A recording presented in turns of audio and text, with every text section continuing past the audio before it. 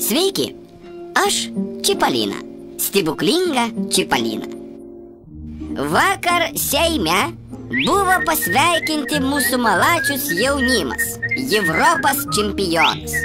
Nu, čia kaip visada, politikas, pareigūnas labai mėgsta pasišildyti šlovės spinduliuose.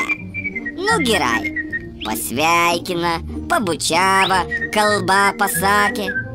Į atėjo metas apdovanoti.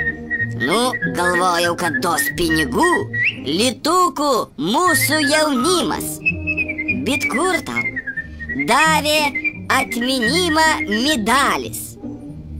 Nu, blemba, aš susinirvavau.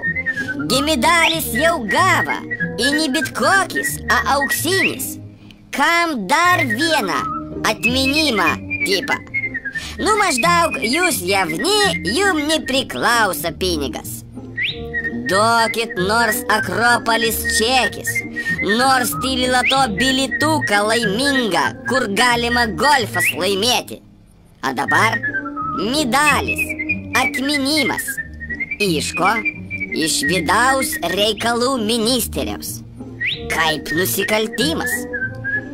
Gerai, kad dar nepasiuntė dirbti mūsų jaunimas į statybas, pataisos darbų.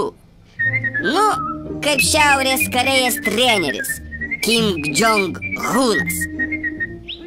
Aš Čipolina, stebuklinga Čipolina.